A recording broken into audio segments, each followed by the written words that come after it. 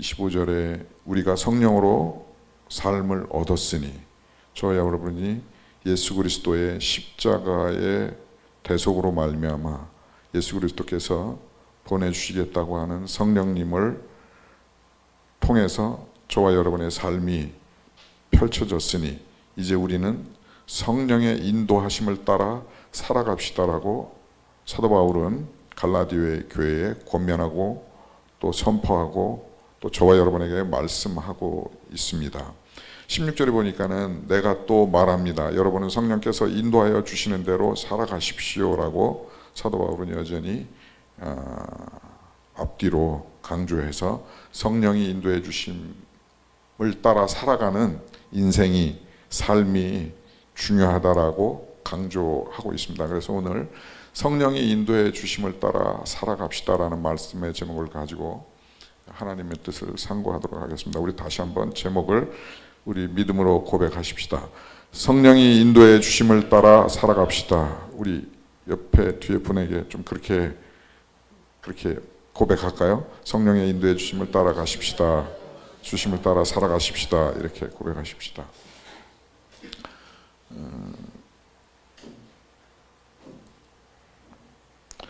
사도 바울이 사도행전 19장 2절에 이렇게 기록했죠. 너희가 믿을 때에 성령을 받았느냐? 이르되 아니다. 우리는 성령이 계심도 듣지도 못하였노라. 갈라디아 교회에 바울은 성령에 대해서 예수 그리스도의 십자가 복음의 근거에서 성령께서 오시고 성령을 받고 성령의 인도함을 따라가야 됩니다라고 그의 서신을 통해서 말씀하시고 계시는데 또 여전히 갈라디아 교회는 성령이 인도해 주심을 따라 살아가야 되는 것에 대해서 강조해서 말씀하고 있는 것이죠.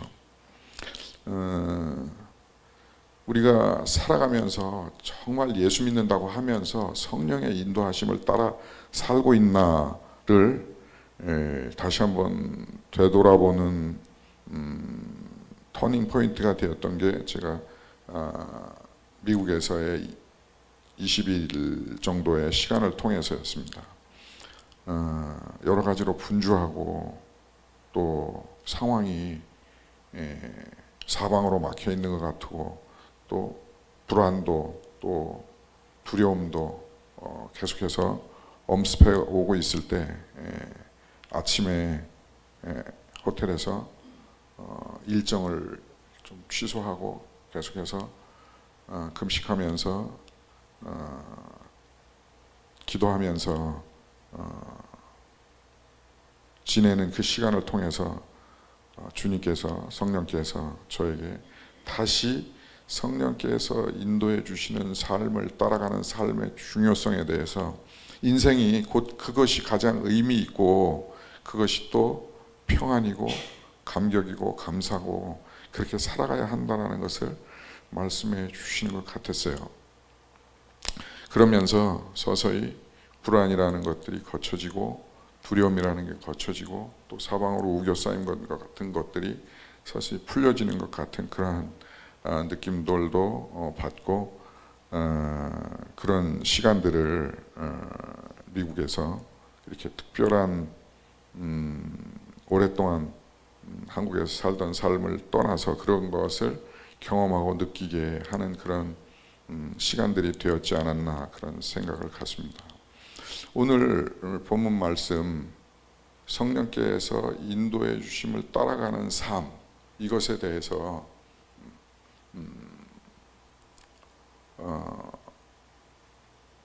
말씀을 준비를 해놓고 잠시 묵상을 하는데 제 머릿속에 이러한 영상 이미지가 떠올랐어요. 원앙새 또 오리 그들이 정말 그 새끼들이 어미를 잘 따르는 인도해 주는 거를 따라다니는 그 영상이 이미지가 떠올랐어요. 혹시 이와 같은 것을 말씀하시는 것이 아닌가라는, 성령께서 인도해 주시고 따라가는 삶을 사는 것이 이런 것이 아닌가라는 그런 생각을 가졌습니다. 그래서 같이 영상을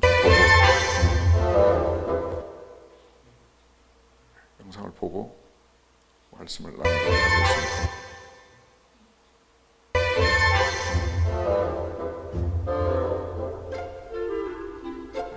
남한강변의 원앙, 이것은 화려한 외모를 자랑하는 원앙 수컷입니다. 이것은 원앙 암컷이죠.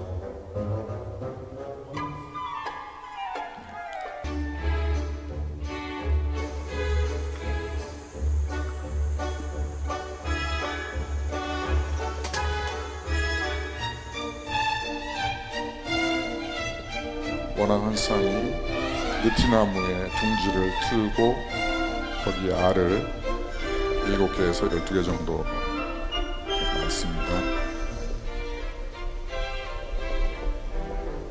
그리고 30일 정도 품고 나면은 이제 알을 깨고 자신의 새끼들이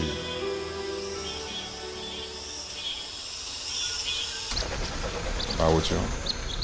그때 원앙 새끼의 부모되는 원앙들은 갓 깨어난 새끼들을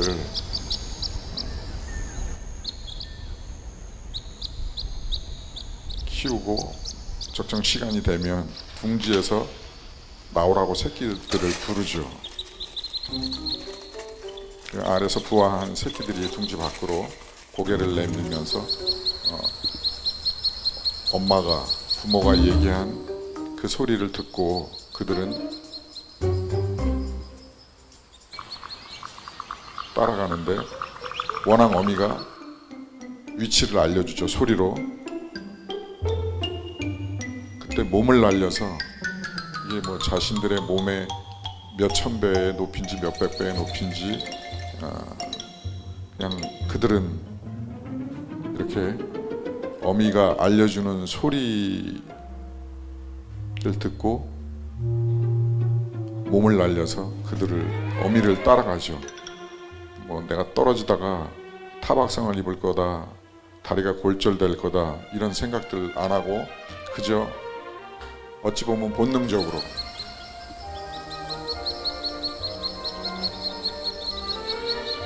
삑삑삑삑 소리를 내면서 나무에서 떨어지고, 그리고 물가, 강가, 냇가를 그 어미 곁을 떠나지 않고 계속해서 따라다니죠. 따라 살죠.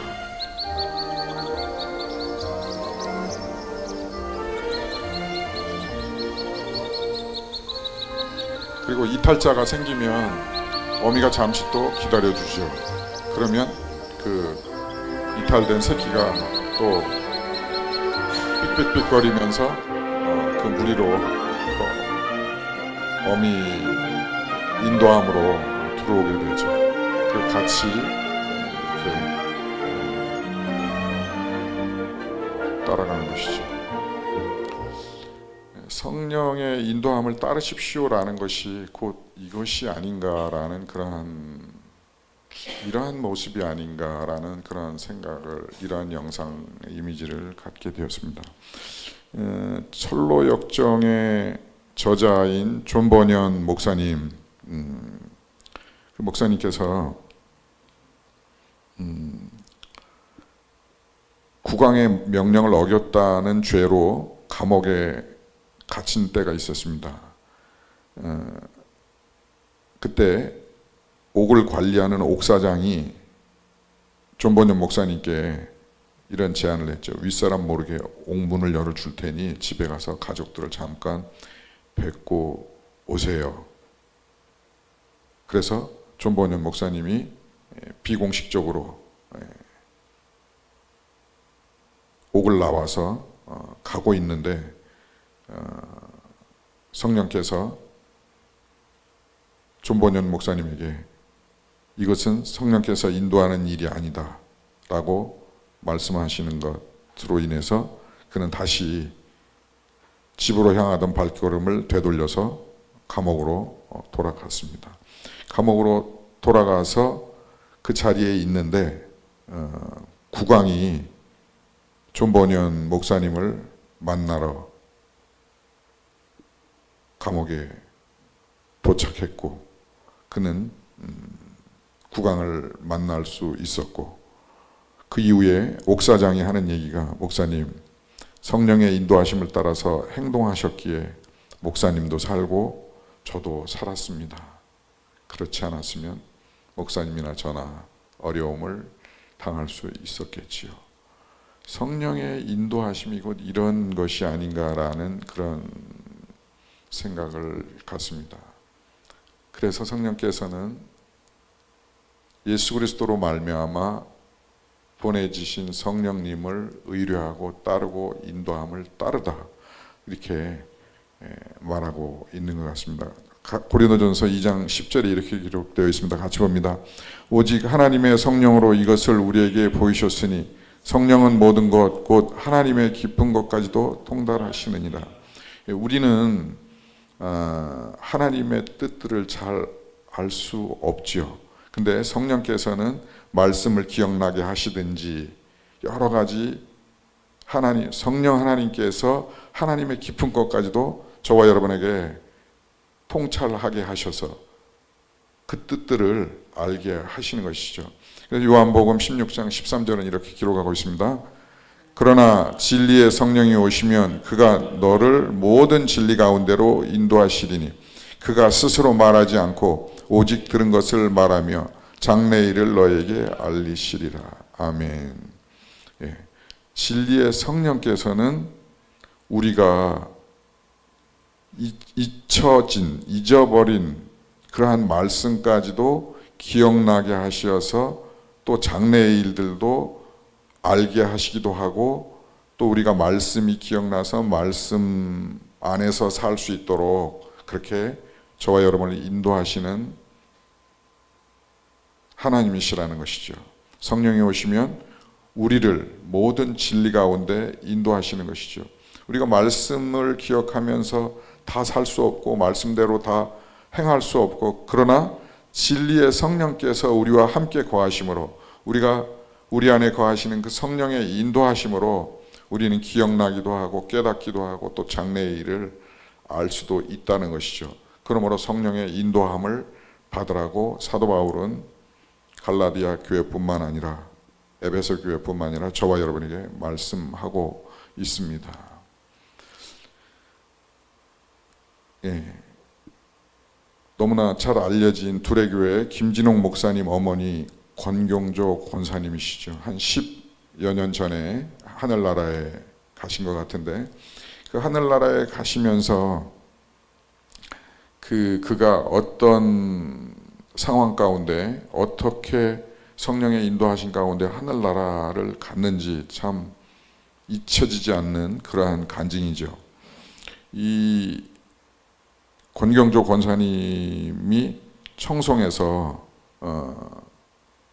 사실 때 남편 되는 남편이 청송에서 머슴살이를 하고 있다가 미국의 선교사님이 지나가는 길에 그 머슴을 불러다가 복음을 전했고 그 전한 복음으로 인해서 청송에서 유일하게 예수 믿는 사람이 되고 또 이 권경조 권사님도 그와 같이 예수 믿는 청송에서 유일한 그 한 가정이 되어서 그들이 살고 있었다고 합니다.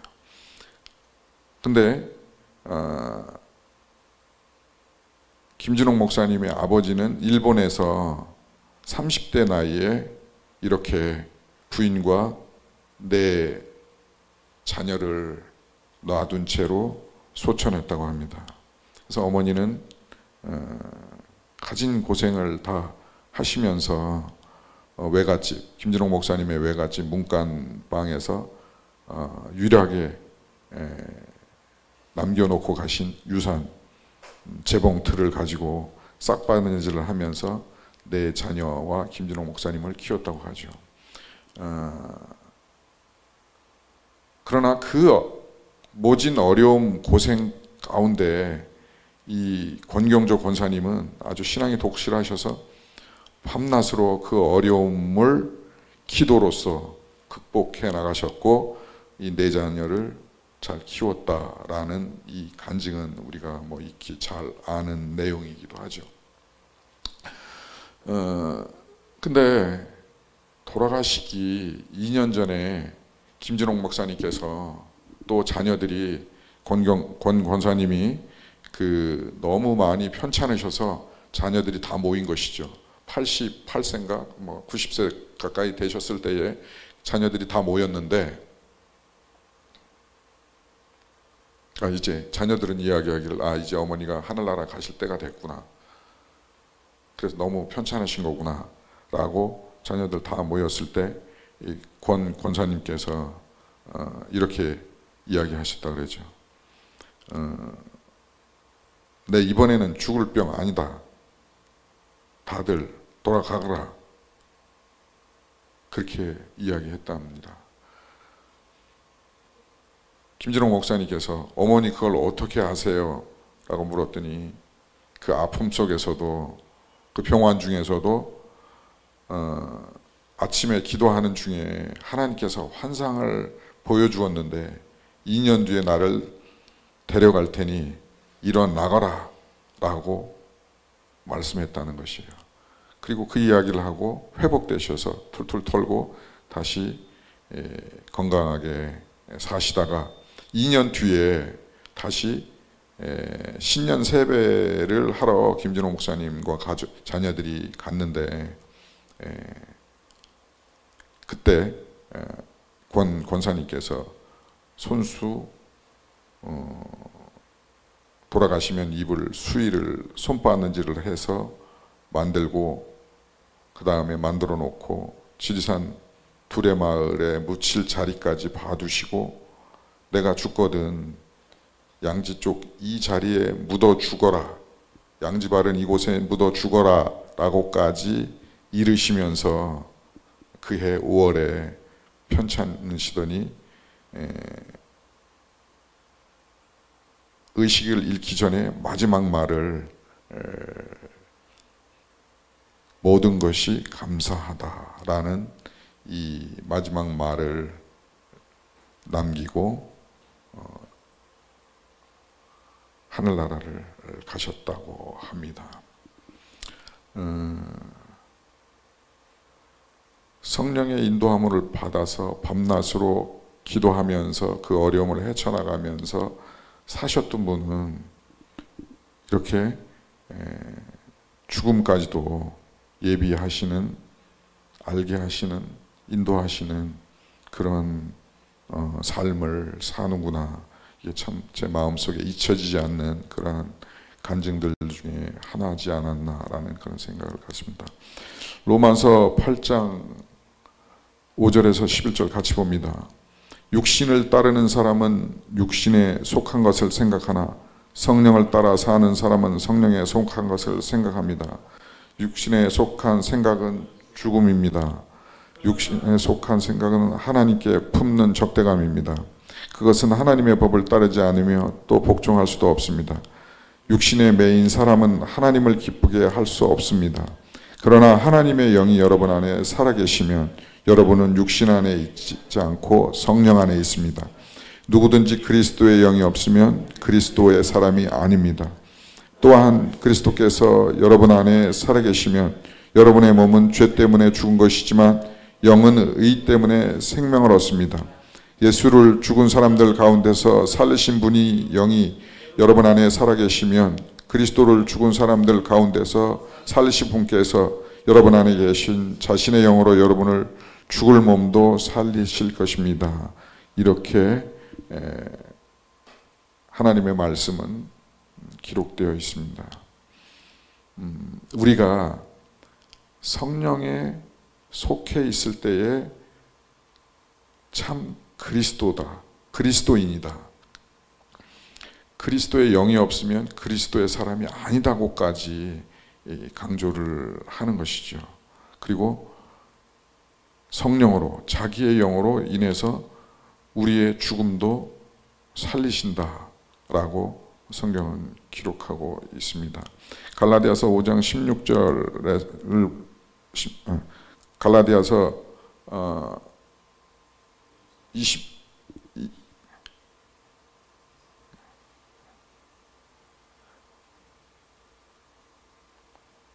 저는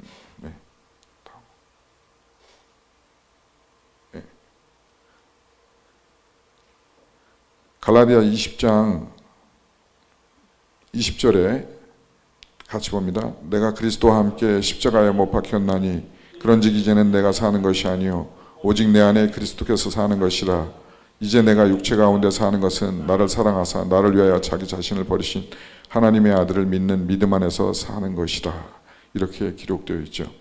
내가 그리스도와 함께 십자가에 못 박혔나니,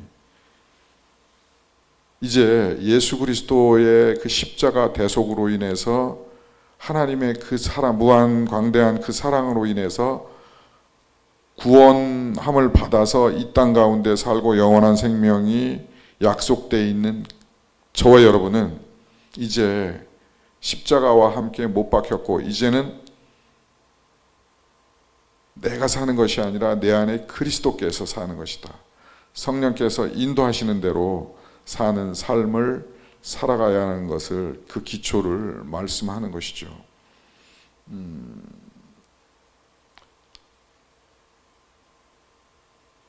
슬라이드 14번 찍어 주실래요? 저는 그 갈라디아서 5장 22절에서 26절 같이 봅니다.